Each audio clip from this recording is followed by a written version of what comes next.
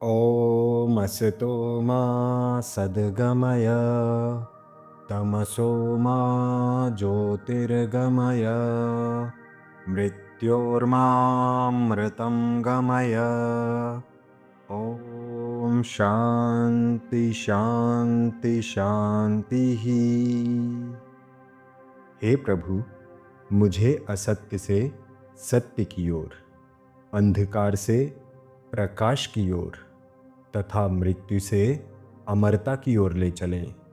ओम शांति शांति शांति ही।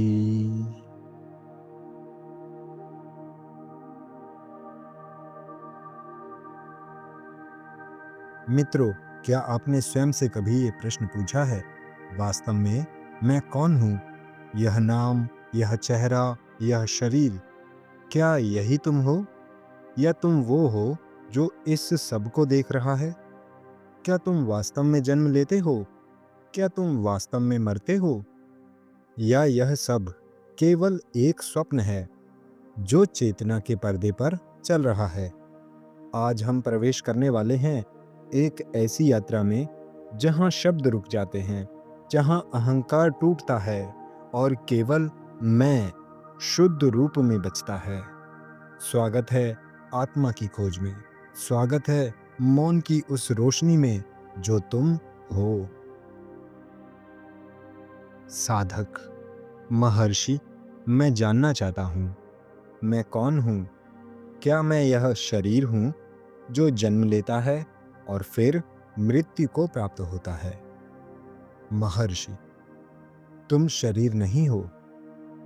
शरीर में वृद्धि होती है, शरीर में बाल्य, किशोर, यौवन और बुढ़ापा आता है, किंतु तुम तो सदैव एक से रहते हो। शरीर आता है और चला जाता है, लेकिन तुम सदा वही रहते हो। तुम वह नहीं हो जो बदलता है, तुम वह हो जो बदलाव को देखता है।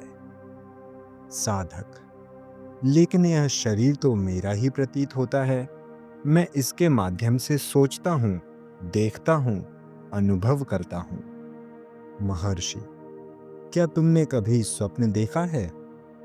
स्वप्न में तुम एक शरीर धारण करते हो, उसमें सोचते हो, रोते हो, भागते हो, लेकिन जब तुम जागते हो तो वह एक स्वप्न था। उसी प्रकार यह शरीर भी एक जागृत स्वप्न का अंग है। तुम वह नहीं हो, तुम वह साक्षी हो जो स्वप्न तथा जागृत अवस्थाओं के शरीर और संसार का अनुभव करते हो। जब स्वप्न और जागृत दोनों अवस्थाएं सुषुप्ति में विलीन हो जाती हैं, जब दोनों शरीर तुम्हारी चेतना से चले जाते हैं, तुम फिर भी रहते हो, शून्यता का अनुभव करते हो। साधक, तो क्या मेरा जन्म और मृत्यु भी एक भ्रम है? महर्षि, किसका जन्म, किसकी मृत्यु? शरीर का जन्म होता है पंच तत्वों से, मृत्यु भी शरीर की ही होती है जब वह तत्वों में विलीन हो जाता है। लेकिन आत्मा का न कोई आरंभ है, न कोई अंत। तुम वही आत्मा हो, शुद्ध, शाश्वत, अचल। साधक, तो फिर यह संसार क्या है? यह इतना वास्तविक क्यों प्रतीत होता है?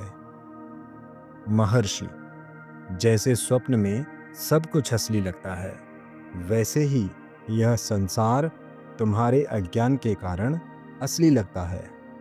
जब तुम जान लोगे कि तुम शरीर नहीं बल्कि आत्मा हो, तो यह संसार एक लीला प्रतीत होगा। साधक, तो क्या शरीर का जन्म और मृत्यु होना स्वाभाविक है? महर्षि, हाँ, प्रकृति का स्वभाव है निर्माण और विलयन। जैसे बीज अंकुर बनता है, वृक्ष बनता है, फिर सूखकर मिट्टी में मिल जाता है, वैसे ही शरीर भी आता है और एक दिन मिट जाता है। परंतु तुम वह चेतना हो जो इन सबको देख रही है। साधक: लेकिन मुझे तो इस शरीर से ही दुख सुख का अनुभव होता है। महर्षि: तुम दुखी इसलिए होते हो क्योंकि तुम अपने को शरीर मानते हो। जैसे ही तुम जानोगे कि मैं शरीर नहीं, मैं आत्मा हूं, तो दुख स्वतः समाप्त हो जाएगा। तुम सदा मुक्त हो, परंतु यह जानने के लिए तुम्हें केवल एक भ्रम तोड़ना है। मैं शरीर हूं, यही अज्ञान है।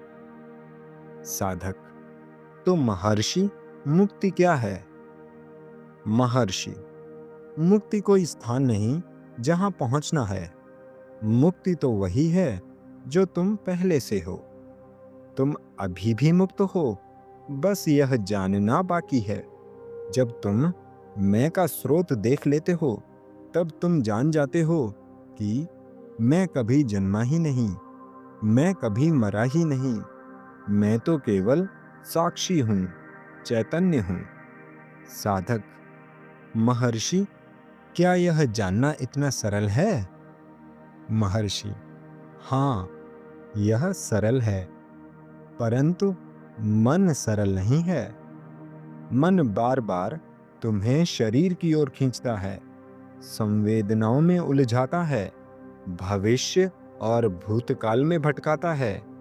यदि तुम केवल साक्षी भाव में स्थिर रहो, तो सत्य स्वतः प्रकट होता है। साधक: तो क्या मुझे कुछ करना नहीं है? महर्षि: करने की आवश्यकता नहीं, केवल जानने की आवश्यकता है।